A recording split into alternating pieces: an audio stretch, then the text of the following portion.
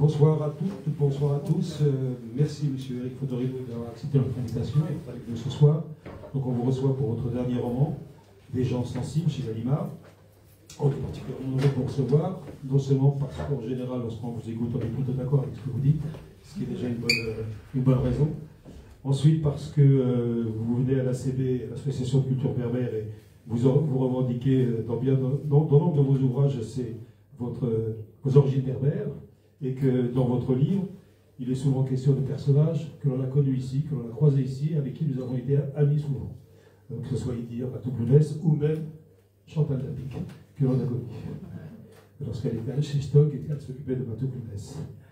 Vous êtes sans doute l'un des rares journalistes, l'un des rares intellectuels français qui connaissent un peu l'histoire de l'immigration algérienne et notamment sa part kabyle, une part qui est souvent méconnue, ignorée, voire invisibilisée. Je pense que dans le cadre du débat que l'on aura avec le public, il sera aussi question de cette dimension. Mais cette dimension berbère n'est pas la seule dimension de votre ouvrage, il est surtout beaucoup question de littérature, portée par trois personnages,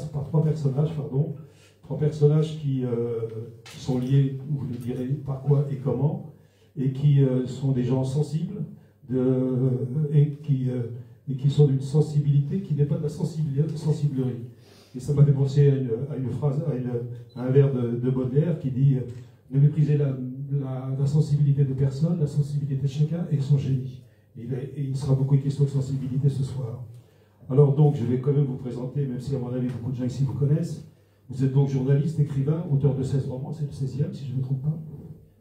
Vous êtes cofondateur de l'hebdomadaire le 1 numéro, le 1 Hebdo. Vous avez d'ailleurs apporté quelques exemplaires qui seront disponibles si vous le souhaitez à l'issue de la rencontre. Vous êtes aussi le cofondateur de 3 revues trimestrielles, rien que ça, America, Zadig et Légende. Vous avez été pendant 20 ans au Monde et vous en avez été même le directeur. Et vous donnez, pour ceux que cela intéresse, des chroniques tous les mercredis à 13h54 très précises sur France Inter. Alors on se demande comment vous faites pour faire tout ça, d'autant plus que vous êtes un passionné de vélo. Vous êtes arrivé en vélo, que vous êtes passionné non seulement comme pratiquant, vous avez jeune, vous vouliez être champion cycliste, mais aussi comme connaisseur de la chose, puisque vous avez chroniqué, combien d'années vous avez chroniqué le Tour de France? 2 ans, d'ailleurs, comme je suis le Tour de France tous les ans depuis tout petit, donc je vous ai écouté, et vous êtes aussi l'auteur d'un dictionnaire amoureux du vélo. Alors dans le roman, il n'est pas question de vélo, mais il est question de course à pied, à un moment. Je pense que ça donne une idée de la transposition entre le réel et la fiction, et tout le livre est un jeu entre le réel et la fiction, parce que tous les personnages de ce roman sont des personnages réels, même si les noms ne sont pas ceux des personnalités dont il est question. C'est un texte lumineux, tragique, qui aborde de front bien des thèmes, la littérature, les identités mêlées, la berbérité, sans oublier le monde de l'édition parisienne, notamment dans les années 90, où, à travers l'Algérie, se pose la question du traitement, justement, de certains types d'informations, d'une certaine actualité, et la place qui est faite à des écrivains, qu'on dirait aujourd'hui rapidement du Sud, qui n'entrent pas dans la grande maison de la littérature française. Alors la première question peut-être que je vais vous poser, c'est peut-être justement de nous présenter ce récit qui court sur deux saisons et qui rassemble 3 personnages. Alors il y a Clara, il y a Saïd et il y a Jean Foscolani. Je suis resté à Fosno. Et alors qui sont-ils ces 3 personnages? Alors d'abord bonsoir, je suis ravi d'être avec vous ce soir. Et c'est vrai qu'en voyant toutes les affiches là-haut, ça m'a rappelé beaucoup de souvenirs entre Idir, Lounès Matoum, Tarjaout, enfin c'est des noms d'ailleurs qui figurent dans ce livre. Et là j'avais sur le mur comme ça une sorte de résumé très rapide de connaissances que j'ai eues et d'émotions que j'ai eues il y a plus de 30 ans quand j'ai côtoyé effectivement ces personnes. Ce texte, donc c'est un texte qui nous ramène au milieu des années 90, donc on est vraiment au XXe siècle encore, avec tout ce qui peut avoir de lenteur, de particularités qui se sont évidemment estompées aujourd'hui de l'ère de la rapidité, du numérique, etc. Et donc c'est un moment où il y a une sorte de rencontre, non pas fortuite, mais en tout cas poussée par Freud aurait dit un hasard exagéré, c'est qu'à un moment donné, il y a une attachée de presse, son métier, c'est évidemment de mettre en lumière des livres de ces auteurs, d'auteurs auxquels elle croit. Et il se trouve qu'elle s'occupe depuis longtemps d'un auteur algérien qui s'appelle Saïd, qui est en but aux poursuites des GIA, du fils, etc. Et puis, elle vient de rencontrer ce jeune auteur, Fosco, pour qui c'est vraiment l'entrée dans ce grand bain de la littérature. Et elle se prend vraiment de passion pour son texte, pour lui aussi, d'une certaine manière, pour lui écrivant, pour lui jeune écrivain. Et donc, ce texte, c'est à la fois donc, une sorte de naissance à la littérature d'un jeune homme, et puis l'accomplissement par une attachée de presse, donc pour une femme qui est une sorte de Pygmalion, on pourrait dire, de ce jeune, et en même temps la face sombre, à côté d'un personnage qui a tout l'avenir devant lui. La face sombre, c'est cet écrivain algérien très connu, même adulé, respecté, traduit dans beaucoup de pays du monde, mais qui là est terré, a peur pour les siens d'une certaine manière plus que pour lui. Et donc il est surveillé à Paris, protégé par la police, par les forces de police. Et donc le jeu, entre guillemets, de ce trio, ça va être d'échapper à la surveillance de ces policiers pour trouver un peu de liberté. Et cette liberté, il la trouve dans les cafés, il la trouve dans des lieux, des restaurants qui ferment tard le soir, bien sûr des restaurants marocains, algériens, berbères, etc. Et puis des échappées en voiture, avec, comme vous l'avez dit tout à l'heure, un point central qui les relie tous les trois, c'est la littérature. C'est les mots, c'est les romans, c'est cette idée un peu folle que par la littérature, on peut transcender à la fois les malheurs, transcender le tragique de la vie, et même aller toucher une dimension que la vie ne donne pas, puisqu'elle est faite à la fois d'espérance, de beauté, de poésie, et une sorte d'utopie. Fosco raconte, mais presque 25 ans après les événements qu'il raconte, c'est un peu votre histoire. C'est-à-dire que vous aussi, ce livre, il est en gestation depuis plus de 20 ans. Oui. Et pourquoi maintenant? Et comment se fait ce retour sur un passé aussi lointain? Alors, effectivement, vous avez cité des noms tout à l'heure, de Chantal Apic, de Rachid Mimouni. Effectivement, c'est des personnes que j'ai connues avant d'en faire des personnages. C'est des personnes qui m'ont beaucoup marqué, qui ont été un peu comme des météores dans ma vie, qui ont traversé finalement une partie très très courte de ma vie. Mais c'était un moment tellement fondateur, tellement que tout prenait une ampleur considérable. Et donc, lorsque malheureusement je les ai accompagnés, l'un à Cochin et l'autre à la fin de sa vie, donc je me suis retrouvé un peu orphelin de ces deux êtres-là, qui m'avaient tant donné, et qui avaient à la fois beaucoup d'amitié, d'exigence, qui avaient confiance dans ce que je pouvais apporter avec mes livres. Et donc c'est vrai que ça a été un désert tout d'un coup, émotionnel, affectif, et littéraire bien sûr. Et donc j'ai écrit en 2000, exactement au printemps de l'année 2000, j'ai écrit une 50aine de pages qui sont à peu près le début de ce livre. Et puis,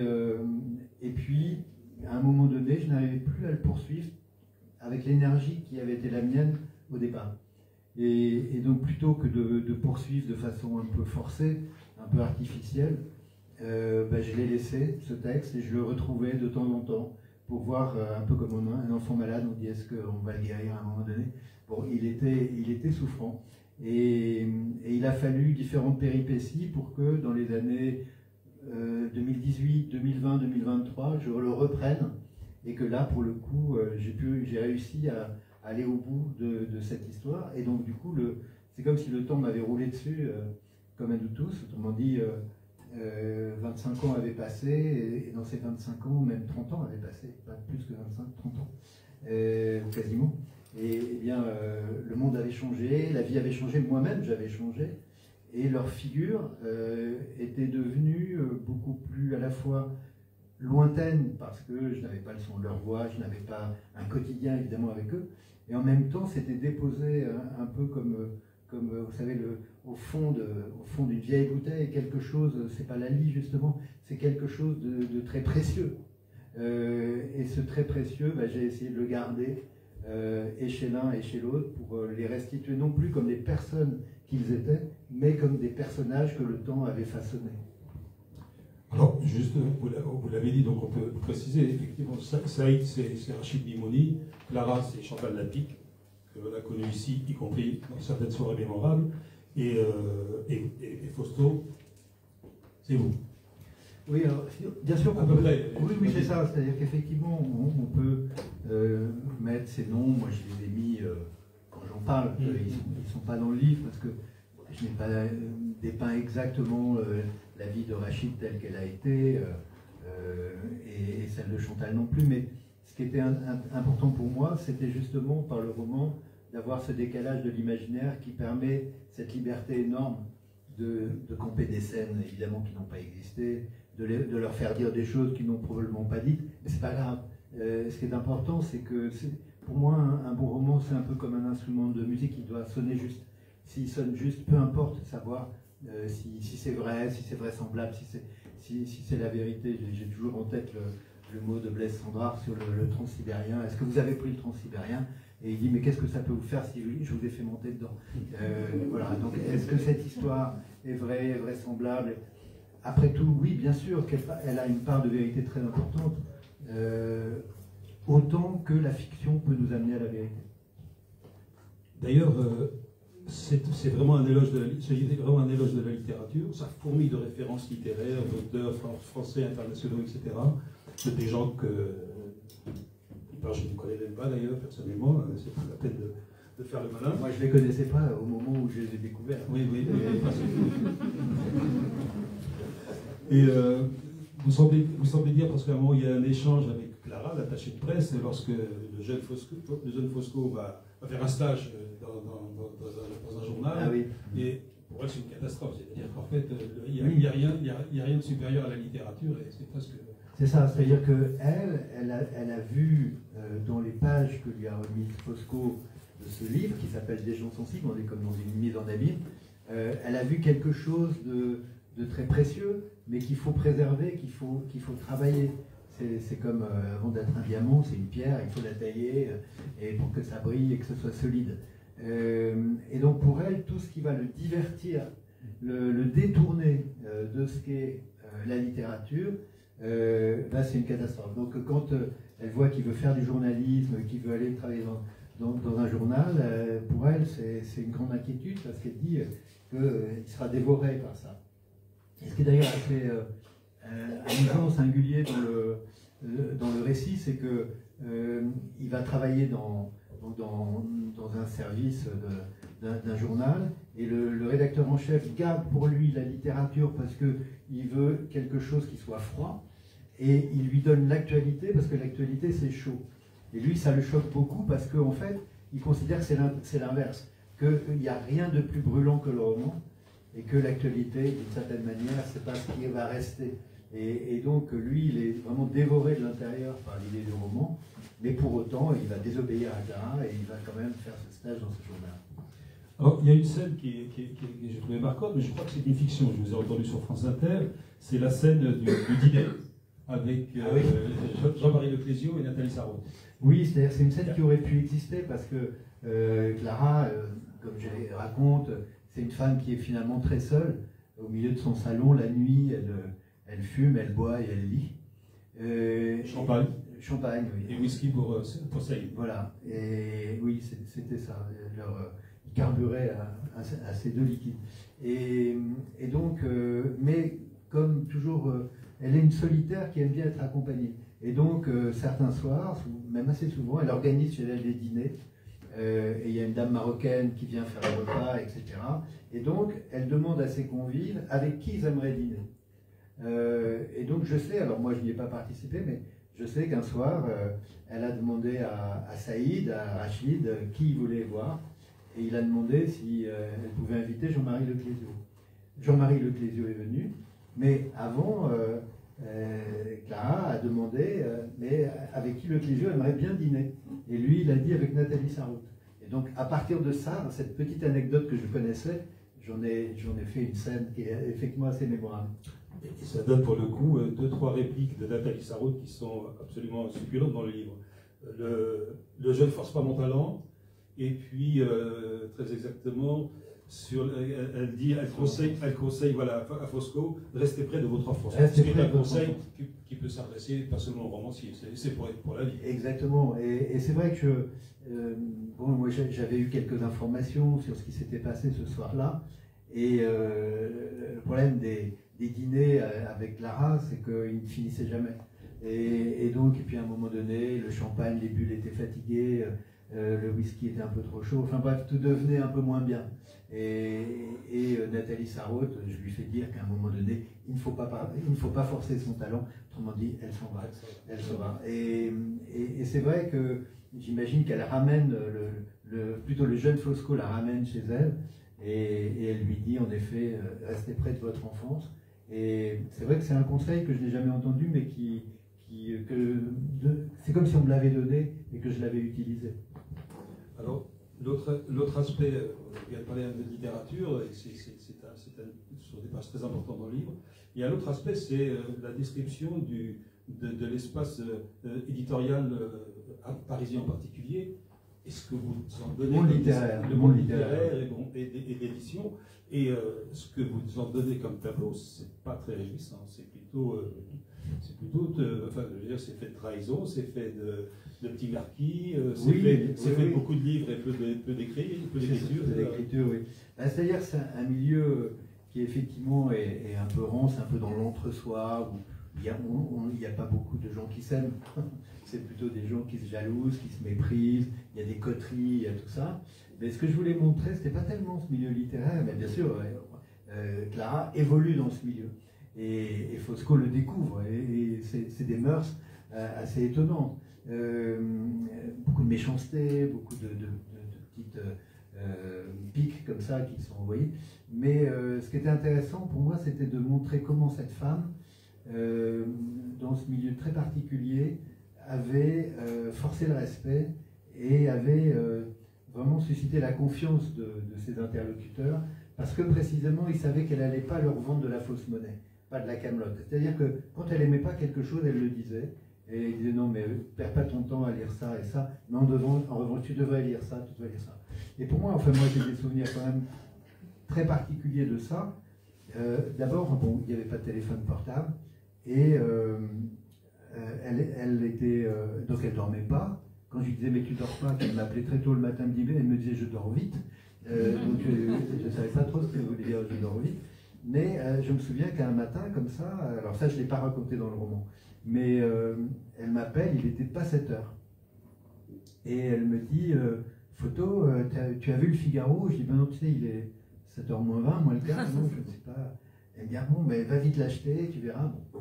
Et ça, c'est une histoire assez incroyable, c'est que elle m'avait emmené une fois, une soirée comme ça, dans le 16e arrondissement, au Saint-James, un endroit très chic, où on avait l'impression qu'il n'y avait que des princesses et des contes. Voilà, et puis, donc, tout le monde est très bien habillé, avec une tombola où on gagnait des bijoux en or, etc. Et le champagne coulait à flot, évidemment. Et là, je vois un homme qui était très impressionnant. Il avait un costume sombre, une chevelure toute blanche, il était grand. Il ressemblait à Kessel, grand. Parce que Kessel était un petit bonhomme. Et donc, bon, moi, je le trouvais très impressionnant. Et je la vois qui l'aborde, qui dit « Ah, mon cher André, comment allez-vous » Et puis elle le prend, alors qu'il discutait avec 3-4 personnes, elle le prend. Moi, je lui dis quand même, elle est gonflée. Elle lui dit « Est-ce que tu as lu le livre d'Éric Fotorino? Il faut que tu le lises absolument. » Et moi, j'étais à 2 mètres, je ne savais plus où me mettre, parce que je me disais « Voilà, mais pourquoi elle dit ça ?» Bon, et il dit, et puis il dit, ah, t'as bien fait de m'arracher parce que c'était des raseurs et tout. Bon, et donc tout de suite, je vois qu'il l'écoute, il lui sourit, il l'écoute très attentivement, etc. Bon, et donc il me salue normalement, et puis donc elle lui dit, si tu l'as pas, je te fais reporter des épreuves demain. Enfin bon, elle lâchait pas le morceau. Et je lui dis, mais tu les abordes toujours comme ça? Et c'est là qu'elle me dit, mais ils me font confiance. Et moi, ils me demandent toujours pendant l'été, bon, qu'est-ce que tu as lu, qu'est-ce qui est bien, et comme ça, je les aide à faire le tri. Et puis, la rentrée de septembre, octobre, je n'ai pas d'article, il s'appelait André Brincourt dans le Figaro. Et puis donc, jusqu'à ce matin, vers un peu avant 7 heures du matin, où elle me dit, est-ce que tu as acheté le Figaro? Donc, je vais acheter le Figaro. Et André Brincourt avait ce qu'on appelait le feuilleton, donc c'est le grand feuilleton du Figaro littéraire, encadré au milieu d'une page, on voyait que ça. Et là, je vois un titre incroyable, Éric Fotorino, L'enfant de la nuit, sur ce roman que j'avais publié. Et je commence à lire le papier, et il commence avec ces mots. Je vais peut-être un peu les déformer, mais c'est ça l'idée. Je m'excuse auprès de l'auteur de parler de son livre avec retard, mais la vraie littérature a le temps pour elle. Voilà. Et ça, je suis resté mais sidéré. Et jusqu'à sa mort, il a accompagné, il a chroniqué mes livres. Et donc ça, c'était le travail de Clara dans le roman, c'était le travail de Chantal. Elle était capable de, comme elle me disait, je lui disais, mais pourquoi tu fais ça? Elle me dit, parce qu'on va gagner du temps. Voilà, elle voulait gagner du temps. Je lui dis, mais sur quoi tu veux gagner du temps? Elle me dit, oh, sur la connerie, sur le fait que les gens sont feignants et tout ça. Il faut les forcer à lire ce qu'ils disent. Vous parliez tout à l'heure du téléphone. Vous parliez tout à l'heure du téléphone. Il y a aussi une autre scène où vous décidez d'aller à Royan chez votre mère. Et Chantal la pique, vous donnez-le, pas le téléphone de la maison. Valait mieux pas. Valait mieux pas, mais enfin quand même, vous avez passé une nuit dans une cabine téléphonique. Ouais. Ben oui, ça aussi, c'était bon, là encore, on est vraiment dans les années 90, donc que les moins de 20, de 30, de 40 ne peuvent connaître. C'est-à-dire qu'il y avait ces cabines téléphoniques, effectivement, et elle demande elle dit à Fosco, mais qu'est-ce que tu vas faire chez ta mère? Mais est-ce qu'elle n'a pas le téléphone, ta mère? Alors lui, il est embêté parce qu'il ne veut pas lui donner le téléphone de sa mère. Elle lui dit, donne-moi le numéro d'une cabine pas loin de chez elle. Il y a bien une cabine chez elle. Alors bon, il dit oui. Et donc il cherche une cabine, il en trouve une et il ne savait pas qu'il y avait des numéros de téléphone dans les cabines. Donc il le voit et il envoie, il laisse un message au répondeur de Clara pour lui dire le numéro. Et donc 2 ou 3 jours après, il s'est promené tard et il doit être pas loin de minuit. Il passe à hauteur de cette cabine et il entend une sorte de petit bruit insistant, quoi. Pas comme une sonnerie classique de téléphone, mais quelque chose comme ça qui est lancinant. Et donc il s'approche, il revient en arrière, il rentre dans la cabine, il décroche et il y a l'éclat de rire de Clara qui dit « Je savais bien que tu décrocherais ». Et donc vous imaginez à la fois ce qu'il faut de solitude et de persévérance pour se dire, il va décrocher. Il va décrocher. Et en effet, j'ai décroché. Et ça vous a coûté une nuit au téléphone? Une nuit, et assis sur des bottins que j'ai fini par arracher. J'ai fait du vandalisme en arrachant d'une petite chaînette en argenté 2 gros annuaires. C'est des annuaires qu'aime bien Patrick Modiano parce qu'il trouve les noms de ses personnages dedans. Et je me suis assis là-dessus. Et puis j'ai pas pu quitter... Le jour s'est levé, j'étais encore au bout du fil, j'avais l'oreille rouge qui chauffait, qui brûlait, mais bon, j'avais eu que 2 oreilles. Alors, pour rester dans le monde de l'édition et de la littérature, on est dans les années 90, c'est les décennies noires en Algérie, les questions de violence dans le livre, c'est rappelé notamment par la Italie, les intellectuels notamment qui ont été assassinés. Mais dans le monde de l'édition parisienne, c'est aussi un fonds de commerce, finalement. C'est l'arrière-boutique, et vous dites, effectivement, l'Algérie faisait vendre quand les couvertures étaient couvertes de sang. C'est aussi... Ben oui, c'est ça. On peut le prendre de 2 façons. Se dire, en l'occurrence, à l'époque, les éditions Stock, qui étaient dirigées par Claude Durand. Claude Durand était un éditeur assez pionnier, assez courageux, qui a toujours beaucoup soutenu Rachid Mimoudi dans la vraie vie. Là, je sors du cadre du roman. Et il lui a même matériellement fourni de quoi se loger à Tanger quand il a dû quitter l'Algérie. Enfin bon. Donc, mais pour lui, effectivement, cette voix de l'Algérie, elle était très importante, apportée en littérature. Et j'ai eu une discussion il y a peut-être 2 mois avec Benjamin Stora, qui m'a dit que le livre de Rachid Mimouni, Le fleuve détourné, c'était le livre qui lui avait vraiment fait comprendre en quoi, d'une certaine manière, l'armée, le FLN, avait confisqué au peuple algérien sa révolution. Et donc, c'est dire la force du roman pour faire comprendre un moment de l'histoire tragique qu'on a voulu dissimuler.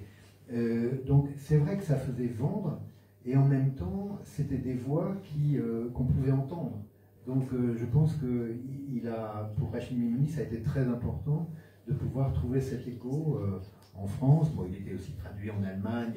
Alors, ce que j'ai eu l'occasion de dire dans d'autres moments, mais depuis l'apparition de ce livre, c'est que moi, quand j'ai donné les épreuves de ce livre, c'était c'était en novembre dernier, et c'était 15 jours avant l'arrestation de Boualem Sansal. Et c'était assez curieux comme cette espèce de synchronicité, de dire au moment, alors que ce livre avait, comme je vous l'ai dit, tant attendu, de trouver une forme finale, et bien au moment où il la trouve et que l'éditeur s'en empare, l'actualité nous ramène, alors c'est pas exactement la même chose, puisque en effet là c'est le pouvoir en place, c'est pas ni le fils ni les GIA, les islamistes, mais c'est une sorte de rotation du temps et des événements. Donc les livres vont vendre et donc ça peut être une bonne affaire avec tous les bémols que vous venez de donner. Mais ce n'est pas le cas des auteurs, c'est pas le cas des auteurs du Sud en général. Vous citez un certain nombre d'auteurs dans l'ouvrage qui, eux, n'ont pas leur place dans la grande maison. Et vous faites dire à Saïd, je suis un écrivain, tu comprends. Notre ami était à Cran. Il n'en pouvait plus de porter l'étendard de l'opposition à la barbarie islamiste. Jamais on ne lui parlait de son écriture, de son style, de ses personnages, jamais autrement qu'en les rattachant à cette Algérie malade dont il traquait les blessures. La veille, une publication gouvernementale l'avait crucifié d'une sentence de cela où brille ce renégat et l'art de trahir. Ça me fait penser à deux réactions à partir de ce texte.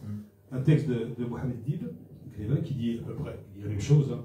Le maghrébin, entre parenthèses l'écrivain, doit justifier à chaque ligne sa condition maghrébine, condition à laquelle on le ramène sans cesse par tous les détours du raisonnement et par tous les moyens, et dans laquelle on l'enferme à la fin aussi sûrement et définitivement que possible.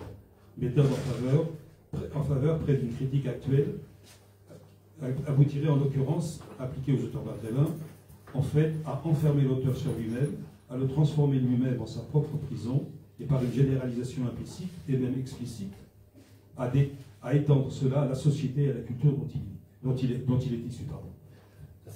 Ça c'est dit, oui. Oui, bien sûr. C'est vrai que quand on est un écrivain, quand on était un écrivain comme Rachid Mimouni, on était le porte-drapeau d'une lutte, d'une résistance. On mettait sa peau au bout de ses idées d'une certaine manière.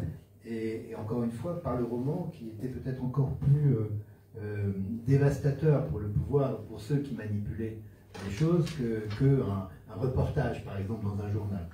Parce qu'un livre, ça reste, ça passe de main en main, et ça façonne l'esprit des gens. Et effectivement, je crois que ce qui l'a fait souffrir, sa plus grande souffrance, c'était d'être arraché, d'être déraciné, et d'être poursuivi et menacé de mort, comme sa femme, comme ses enfants, etc. Et je parle d'autres écrivains qui, là je l'attribue à lui, mais qui ont perdu un fils, par exemple à Tanger, une voiture avec sans plaque d'immatriculation qui tue un gamin, et ça c'était ça les vengeances contre les intellectuels. Moutar Djaoud, dont j'ai vu la photo là-haut, qui a été tué par un marchand de bonbons avec un pistolet à bout portant, plein de choses comme ça. Et d'ailleurs, Saïd, dans le roman, quand il est pris de whisky, d'alcool, qui est très fatigué, il commence à réciter ses mots, ses noms, comme s'il avait un cimetière dans la tête, quoi. Et ce cimetière, il raconte les conditions dans lesquelles un tel est mort, la date, qui il était, etc. Ce que je veux dire, c'est que je pense qu'en effet, il y avait une souffrance chez ces écrivains, pas seulement chez lui, d'être ramené d'une certaine manière à un porte-parole quasiment militant, alors que c'était d'abord un artiste, c'était d'abord un écrivain. Et un écrivain, il vous emmène, il vous raconte une histoire, et la métaphore qu'il va employer, les métaphores qu'il va employer, d'ailleurs, Rachid Mimouni parlait rarement de l'Algérie en tant que telle. Il y avait des métaphores sur des peuples, etc., dans l'honneur de la tribu, par exemple. Il ne parle pas vraiment de l'Algérie en tant que telle. Mais on comprenait, comme Boualem Sansal ne parle pas toujours de l'Algérie nommément, mais on comprend la métaphore. Et si vous voulez, je pense que le statut des auteurs du tiers-monde, ce qu'on appelait le tiers-monde dans ces années-là, était toujours compliqué parce qu'on attendait qu'ils délivrent un message. Et eux, ce qu'ils voulaient, c'était pas tellement délivrer un message. C'était dire que nous, au banquet de l'universel, on est noir, on est basané, ben, ça ne veut pas dire qu'on n'est pas des créateurs. Et là-dessus, d'ailleurs, j'en parle pas dans le roman, mais votre question m'y fait penser. Moi, j'ai bien connu il y a longtemps, mais dans les mêmes années d'ailleurs.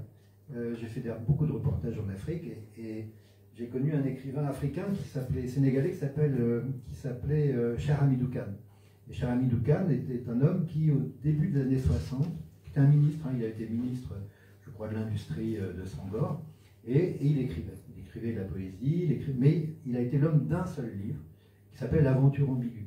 Et L'Aventure ambiguë, c'était sur cette aventure impossible, quand on est noir, du métissage, c'est-à-dire, il dit à un moment donné, je suis un qui souffre de n'être pas deux, et il y avait un personnage dans ce livre qui est le personnage principal de ce roman, qui s'appelle Samba Diallo.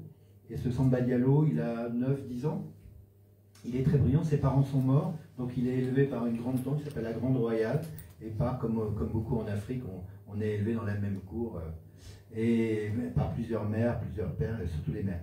Et donc, à un moment donné, cette Grande Royale, comme il est brillant, réunit cette espèce de conseil de famille villageois pour dire qu'est-ce qu'il va faire. Est-ce qu'on va l'inscrire à l'école des Blancs ou est-ce qu'il reste dans l'école coranique? Et elle pose la question, est-ce que ce qu'il va apprendre vaut ce qu'il va oublier? Et puis finalement, ils vont l'inscrire à l'école des Blancs et on le retrouve, c'est après la guerre de 14, on le retrouve au quartier latin, il apprend les Lumières, il apprend Rousseau, Montesquieu, la philosophie, etc. Et quand il rentre chez lui au Sénégal, il va être opposé à un ancien tirailleur sénégalais qui s'appelle le Fou dans le roman et qui a lui vu l'Occident au paroxysme de sa folie. Il a vu la boucherie, il a vu ce que Clémenceau disait, la force noire à consommer avant l'hiver.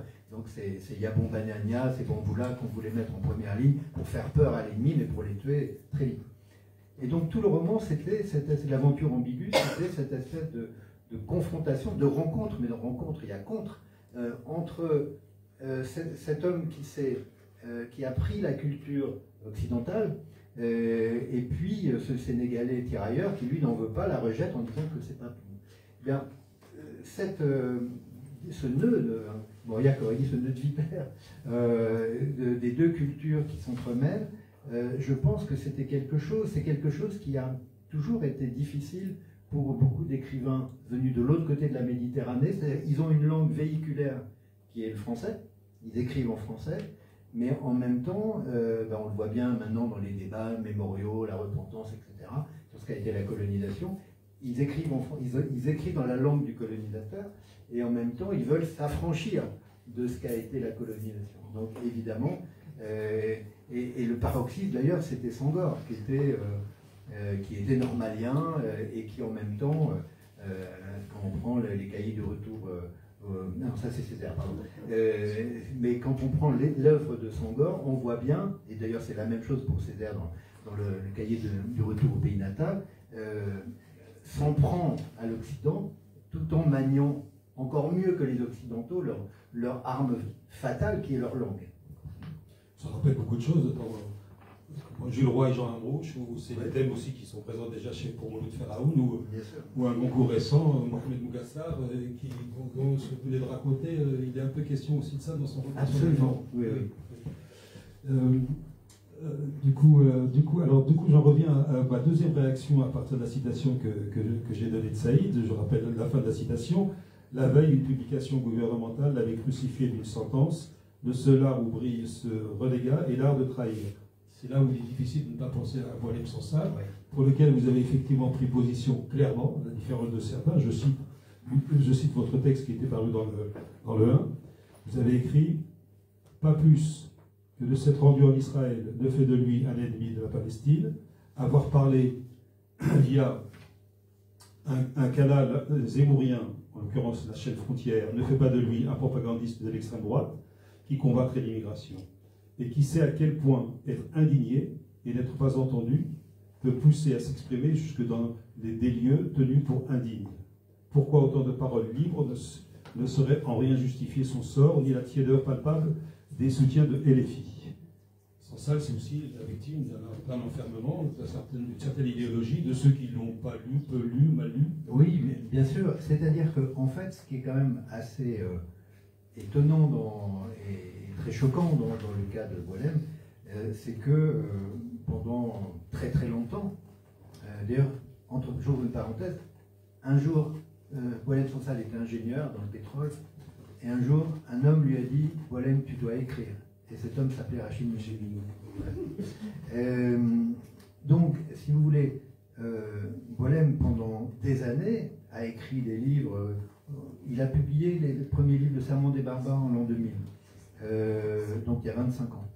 Eh bien, pendant 25 ans, ou quasiment, oui, il a pu écrire ses livres et vivre en Algérie et critiquer le régime. Moi, je me souviens, à titre personnel, avoir interviewé pour le 1 sur l'Algérie. Il a écrit du coup un texte appelé Les 7 plaies de l'Algérie, qui était très très critique. Et à un moment donné, je lui ai dit « Mais Boualem, il n'y a pas de problème, tu peux parler ?» Il dit « Oui, ne t'en fais pas, de toute façon, il me laisse en liberté, comme ça je suis la caution. Du fait que je sois libre en Algérie, ils peuvent dire qu'ils sont une démocratie. » Et ça m'avait frappé, cette phrase. Il dit « Oui, d'accord. » Donc il porte sur ses épaules, il est le marqueur de la démocratie algérienne.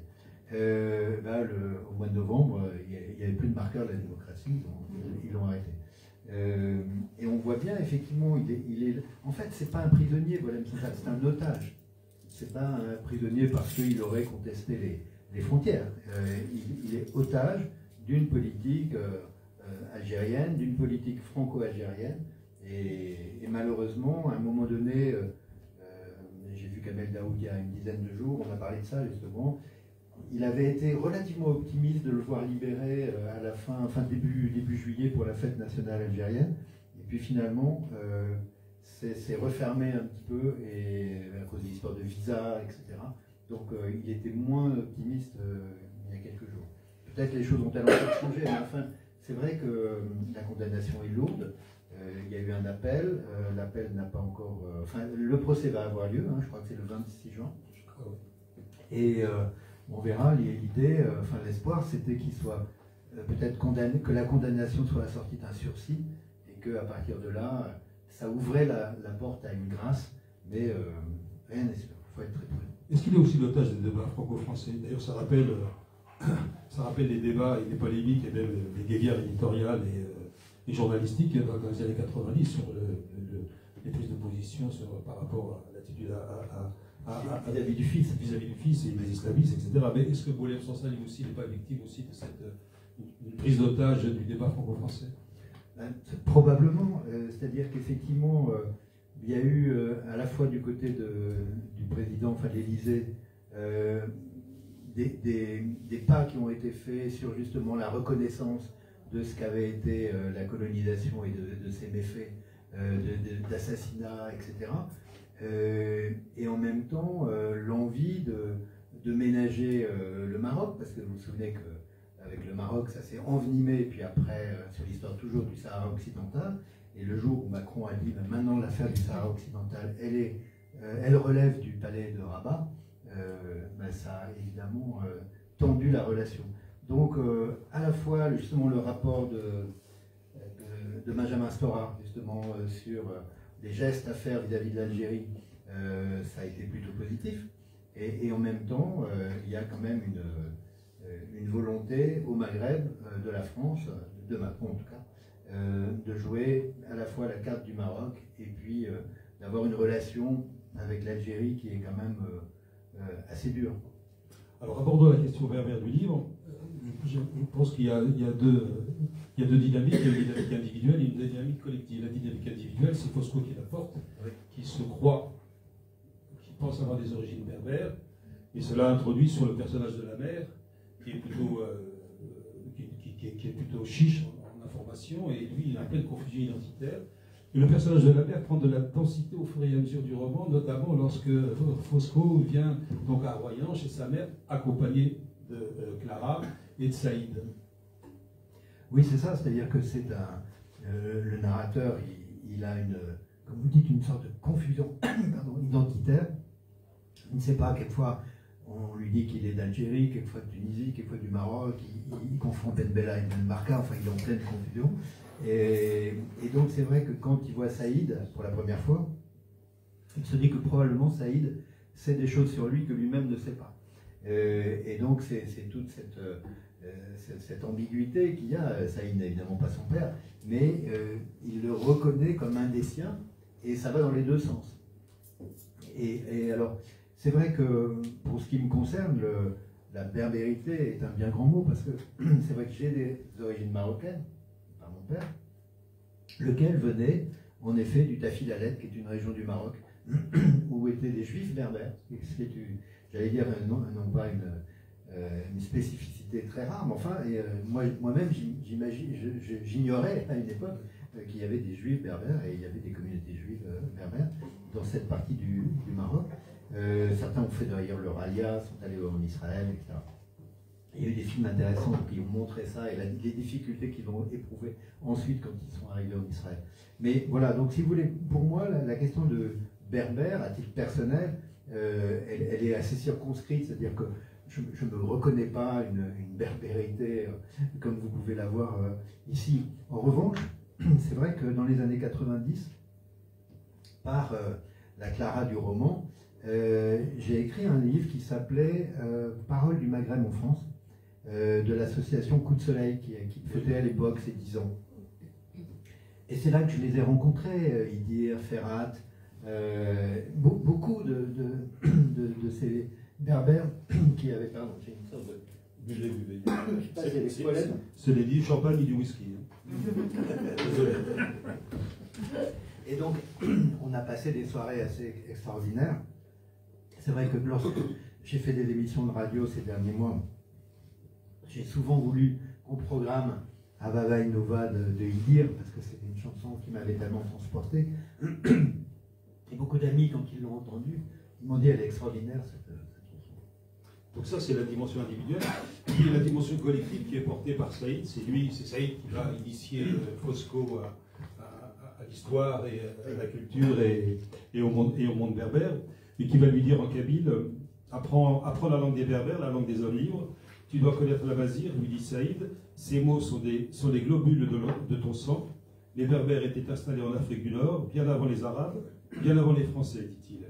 Alors, ce qui est au regard aujourd'hui de la doxa nationaliste la plus rigoriste, encore en cours d'ailleurs, dans certains secteurs de la société algérienne en particulier, relève du blasphème.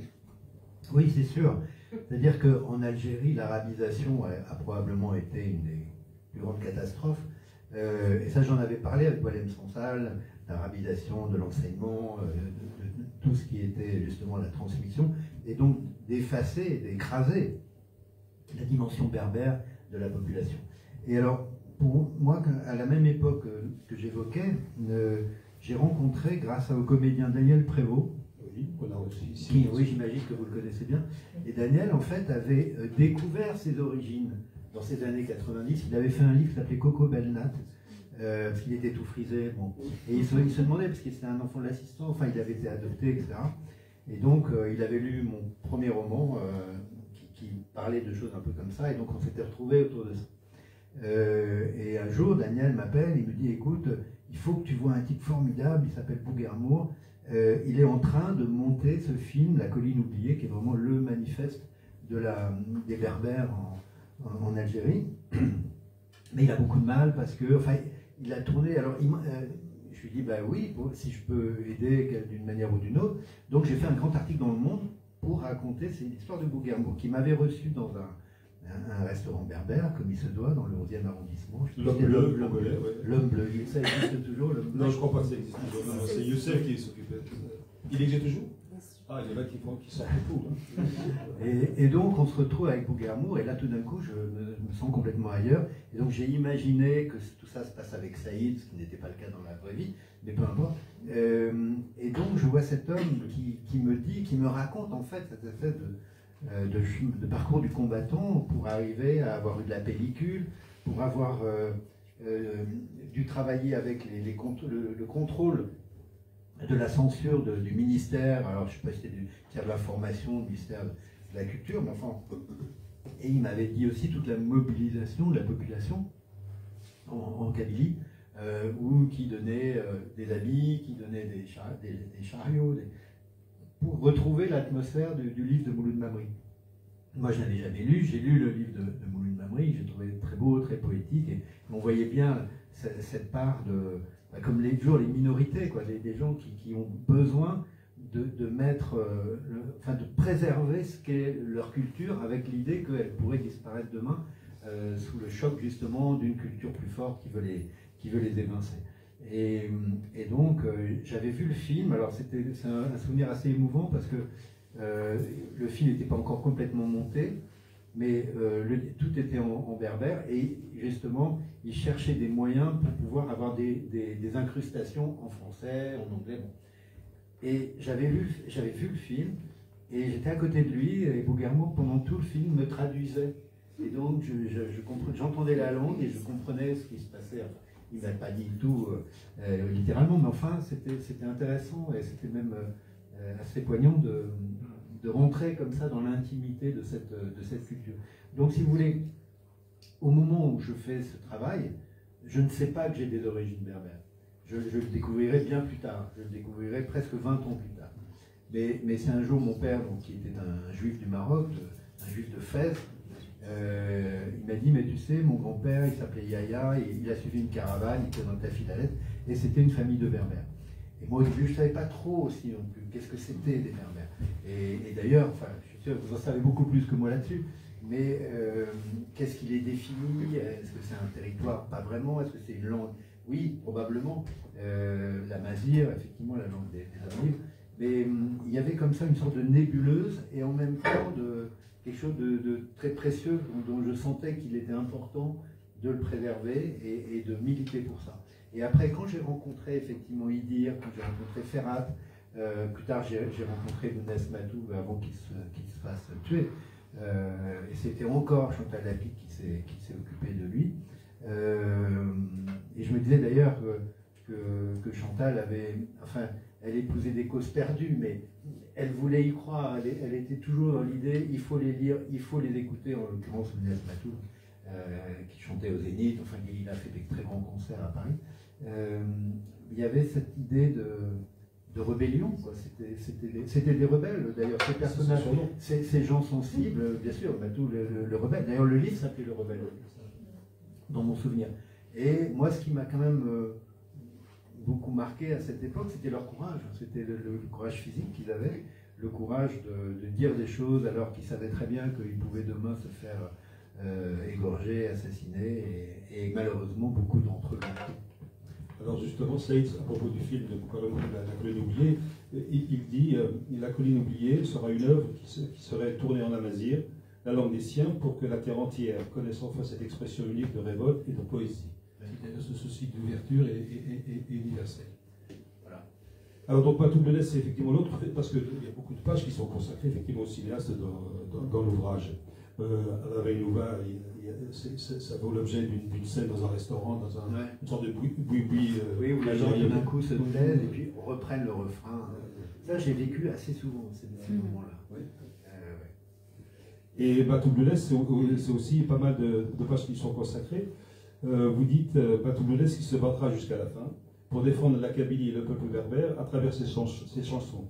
Vous faites donc référence effectivement à ces deux concerts qu'il a donnés le même jour au Zénith, auxquels nous avons été parmi les chevilles ouvrières de cette histoire. Vous y étiez? J'y étais pas, non. J'étais pas à Paris à ce moment-là. Cet univers, est-ce que vous le fréquentez encore ou c'est une histoire passée? Si vous voulez, je l'ai refréquenté à travers mon père. Mais mon père est mort il y a maintenant quelques années. Et aujourd'hui, non, je suis vraiment avec des souvenirs. Je suis avec des souvenirs. Mais quand vous m'avez fait signe, j'ai eu envie de venir pour ça. Parce que je savais que j'allais replonger dans quelque chose que j'avais beaucoup aimé. Je m'en doutais. Voilà. Une dernière question avant de donner la parole à la salle. Dans le livre, à un moment, vous faites un parallèle entre les résistants de la Seconde Guerre mondiale en France et ces intellectuels algériens, notamment ceux qui se battent et ceux qui sont tombés. Oui, alors ça, bon, j'allais dire, c'est un peu la fantaisie du romancier, c'est-à-dire que l'appartement de Clara se situe vers la rue Campagne Première, donc pas très loin du Lion de Belfort. Et il y a quelques années, comme j'ai pris mon temps pour écrire ce livre et pour le terminer, il s'est passé des choses depuis. Et un jour, je vois que dans le quartier a été mis à nu, près des catacombes, le QG de Roltanguy, donc le QG de la Résistance à Paris. Et donc du coup, il y a eu une sorte de petit court-circuit dans ma tête, et je me suis dit, mais ce serait intéressant, parce que donc j'ai lu des articles sur ce lieu, où on voit les traces de Rol-Tanguy, on voit où est-ce qu'il s'abritait, etc.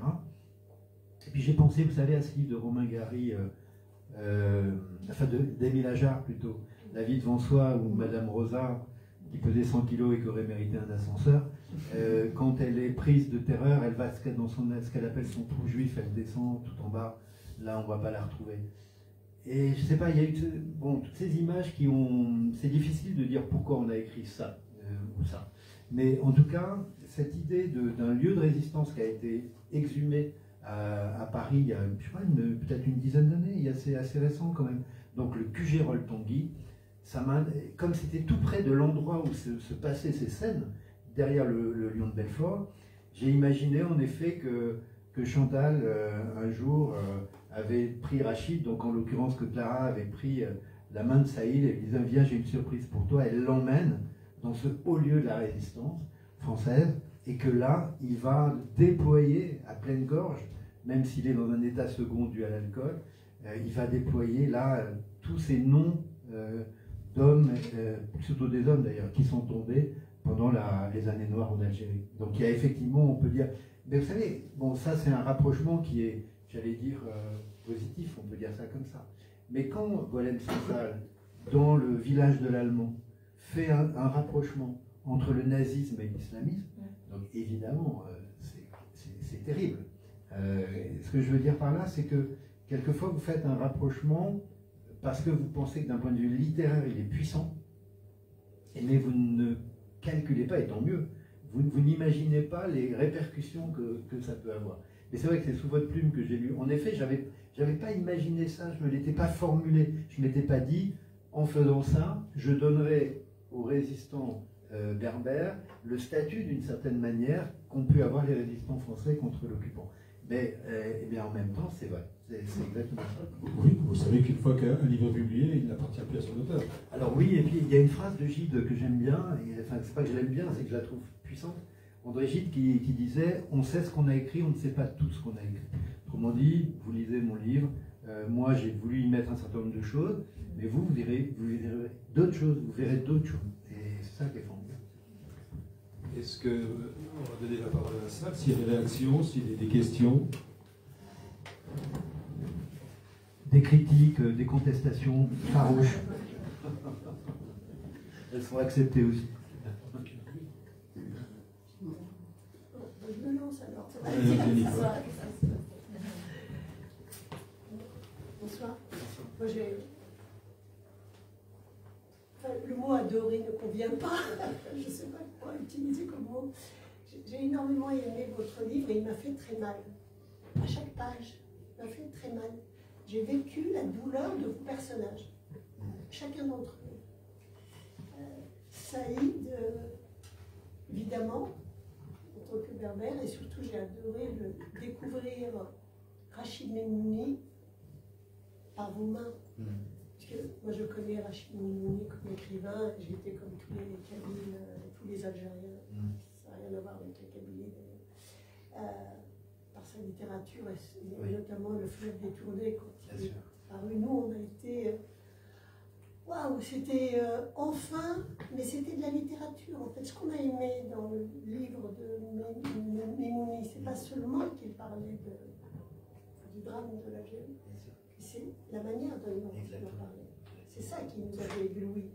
Et moi, votre livre m'a fait mal. Je ne saurais pas vous dire.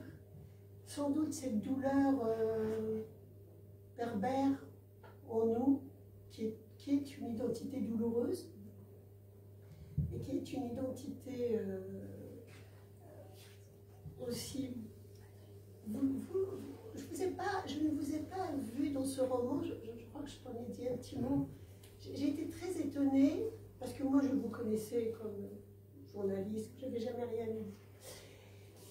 Et je me dis, mais comment il connaît le monde berbère avec autant de détails, avec autant... Mais vous êtes... Alors, je crois que Saïd, ce personnage, enfin, Rachid, qui vous dit, tu es un Amazigh. Eh bien, il doit y avoir un chromosome chez vous qui ne disparaîtra jamais, en fait. Vous dites, maintenant c'est des souvenirs, mais votre chromosome est là, parce que la manière dont vous en parlez avec énormément de tendresse, même si c'est par rapport à votre histoire personnelle, le regard que vous posez sur les Berbères, et notamment sur les Berbères d'Algérie, puisque ce roman est consacré à cette population. J'ai toujours été à la frange des larmes. Et Clara, elle est fabuleuse. Pour moi, c'est la métaphore de la littérature. Elle a tout de la littérature, le côté débordant, attendrissant. Oui. Et c'est vraiment une métaphore. C'est vrai. Et j'ai été étrangement le personnage de Foscou. Oui, il est le narrateur. Oui, c'est celui qui passe la parole. C'est celui qui. À part le fait qu'il se dise berbère par cette enfance connue, mais c'est vraiment Clara et Saïd, c'est vraiment pour des raisons tout à fait personnelles, d'identité. C'était le but, c'était effectivement que Foscou est un peu le passeur. Oui, c'est le passeur. Ce qui compte, c'est en effet ces deux personnages incroyables. Oui. Et je suis touché de vos mots. Même si je n'aurais pas voulu vous faire mal. Non, mais c'est une douleur littéraire. Pas... mais c'est vrai que moi, je pense que si j'ai mis tant d'années à aller au bout de ce livre, c'est probablement parce qu'il y avait quelque chose de douloureux, de ressusciter d'une certaine manière, sous une autre forme, cet homme et cette femme que j'avais beaucoup aimé. De me dire, bon, j'étais le greffier d'une histoire qui ne serait pas écrite sinon. Oui. C'était des choses qui seraient perdues, et pour beaucoup, peut-être c'était pas grave, mais pour moi, c'était très important qu'à un moment donné, cette espèce de passion généreuse de Clara et cet engagement très dur de Saïd, donc de Rachid, qu'à un moment donné, rendre justice à ça. C'est ce qu'on ressent. C'est ça. Ben, merci. Je voulais vous poser une question néanmoins. Oui. Je voulais vous poser une question sur comment est reçu votre livre. Parce que nous, vous faites vibrer, la sensibilité berbère. Et d'ailleurs, j'ai commandé votre livre sur les Berbères. Il va m'arriver demain. Puis après, je dirai le reste. Je crois que j'ai attrapé le virus. Mais comment est-ce que vous êtes reçu? Comment est-ce que votre livre est reçu? Parce que ça fait un moment que vous tournez dans les séances. Du fait que vous parlez de ce monde berbère, est-ce qu'il y a un peu de désintérêt? Est-ce qu'il y a un peu de curiosité? Comment est-ce que vous voyez ça? Disons que non, il n'y a pas de désintérêt, il y a même pas mal d'intérêt pour le livre, mais ce n'est pas la dimension qui est mise en avant. C'est-à-dire que ce qui est mis en avant, c'est ce milieu littéraire dont on parlait tout à l'heure, c'est l'initiation d'un jeune auteur qui découvre la littérature. Disons que ce qui est rapproché, et ça c'est assez normal, j'allais dire, ou inévitable, le fait qu'on rapproche beaucoup cette histoire de ce qui arrive à Boualem-Sansal, ça oui, mais en revanche sur la berbérité, sur le monde berbère, par exemple Mouloud Mamri, j'ai vu personne dire « Ah oui, il parle de Mouloud Mamri, il parle de la colline oubliée, etc. » Donc c'est une dimension, même si elle est très présente dans mon livre, je ne peux pas dire que ce soit celle-là que les critiques même les plus, j'allais dire, qui ont vraiment aimé le livre et qui disent pourquoi ils l'ont aimé, ils n'évoquent pas vraiment ça, cette dimension. J'allais dire malheureusement. Oui. Votre réaction? Votre question? Pardon? C'est tellement fini.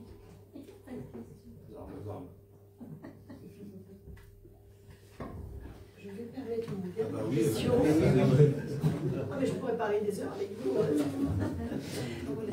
Avec bonheur. En le lisant, je voyais un film.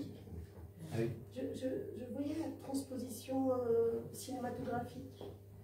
Est-ce qu'il y a des idées Alors non, disons que moi je n'écris, j'ai peu de mes romans qui sont devenus des films. Il y en a un qui s'appelle Chevrotine et puis un autre qui est en train d'être tourné, d'être finalisé en ce moment. Non, mais vous avez raison parce que c'est très, on les voit les personnages. Oui. Mais vous savez, je pense que les bons romans, j'espère que c'est un bon roman, mais les bons romans, c'est jamais des explications, c'est toujours des scènes. On ne dit pas comment pensent les gens, on dit ce qu'ils font. Et vous voyez, d'ailleurs, ça me fait penser, si vous voulez bien, et pour terminer, votre question, elle est vraiment intéressante parce que moi, je me suis souvent interrogé sur qu'est-ce que c'est qu'un roman. Pourquoi on écrit des romans? Qu'est-ce qui fait que les romans nous emmènent ailleurs, alors que je crois que c'est Gide justement qui disait si vous voulez lire des histoires, lisez les journaux. Donc ça veut bien dire que dans un roman, on lit autre chose qu'une histoire qu'on lit dans le journal. Et au moment du Covid, donc en 2020, j'étais en train d'écrire un livre sur le monde paysan. Et puis survient le Covid, et donc la planète est arrêtée, on est tous à chercher des masques, des vaccins, etc. Et j'arrête d'écrire, parce que je me dis, qui va être intéressé par une histoire de paysans, j'ai rien au contraire, je suis passionné par le monde paysan, mais au moment où on est comme ça, et donc j'arrête d'écrire, et puis je me dis, mais qu'est-ce que je vais bien pouvoir écrire maintenant? Et je me souviens, je vais dans ma bibliothèque, je trouve un livre de Robert Merle qui s'appelle Malville, sur une histoire de fin du monde, superbe livre, enfin il l'avait déjà écrit. Donc il fallait que je pense à autre chose. Et puis je prends ce texte, il n'est pas un roman de Milan Kundera, qui s'appelle L'art du roman. Et en fait c'est une série de conférences qu'il a refait, qu'il a recousu, j'allais dire, c'est passionnant. Et là il y a 3 pages incroyables, 3 pages incroyables. Il dit la chose suivante, il dit il y a 3 moments dans l'histoire du roman. Le premier moment, il va de Ulysse d'Homère au Don Quichotte de Cervantes. Il dit là, le roman, c'est qu'arrive-t-il au personnage? Ce qui compte, c'est que fait le personnage? Qu'est-ce qui lui arrive? Il dit il y a un deuxième moment du roman, il va du Ulysse, non pas de Homère, mais de Joyce, jusqu'à Proust, Virginia Woolf. On se moque de savoir ce que fait le personnage. Ce qui compte, c'est ce qu'il pense. Qu'est-ce qu'il a dans la tête? Bon, et moi, j'ai lu ça avidement. Et 3e moment du roman, on se moque de savoir ce que fait le personnage. On se moque de savoir ce qu'il pense. Il appelle ça le moment Kafka. Il dit, c'est quand on s'interroge sur quelle est la marge de liberté que garde un individu, un personnage, face à un danger plus grand que lui. Voilà. J'ai refermé le livre, et figurez-vous que c'est à ce moment-là que je suis allé retrouver un texte ancien que j'avais écrit 3 ans plus tôt, mais sans savoir pourquoi, enfin sans savoir ce que j'en ferais. C'est du Pirandello, quoi, personnage en quête d'auteur, et c'était un texte qui m'avait été inspiré par un voyage que j'avais fait à Florence en Italie, où j'avais découvert, moi qui voulais montrer les Botticelli, les Raphaël, etc. Et j'ai été tombé sur une performeuse serbe qui s'appelait Marina Abramovic, et qui se flagellait le corps, etc. Et puis au fur et à mesure de son œuvre, avait fini au MoMA à New York, où 1,5 million de personnes individuellement s'étaient assis en face d'elle juste pour croiser son regard, et elle dans des robes rouges, bleues, vertes, etc. Sur justement la distanciation sociale. Enfin, tout d'un coup, ça m'avait tellement ébranlé ce que j'avais vu de Marina Abramovic 3 ans plus tôt, que j'en avais écrit une centaine de pages, mais sans savoir ce que je ferais, mais je voulais garder l'émotion intense que j'avais eue en voyant ces performances. Eh bien, je finis ces 3 pages de Kundera, le moment Kafka, quelle part de liberté. Et bien, j'ai écrit un livre qui s'appelle Marina A, sur Marina Abramovic, et qui est un livre pour moi très important parce qu'il a essayé de percevoir ce que l'art pouvait nous dire sur nos vies. Vous voyez ? Donc voilà, donc quand vous me dites est-ce que c'est un film, c'est sûrement possiblement un film. Je pense que quelqu'un pourrait faire, enfin des réalisateurs pourraient s'en emparer sans problème. L'histoire elle est quand même assez simple, il y a un déroulé facile. Mais moi je n'imagine jamais quand j'écris, j'imagine des images pour les scènes de mes personnages, je les vois les personnages. Mais en revanche, je n'ai jamais imaginé que j'écrivais dans l'idée que peut-être ça deviendrait un film de cinéma. Plus de questions. Pas de questions toujours. Donc, Khalifa, tu seras la seule intervenue ce soir. Eh bien, merci, c'était très bien. Merci à vous. Merci. Alors, je vous remercie, monsieur Potorino. On se retrouve à l'étage pour des dédicaces et pour partager un verre. Merci encore une fois et au plaisir. Merci à vous et merci d'être venu ce soir.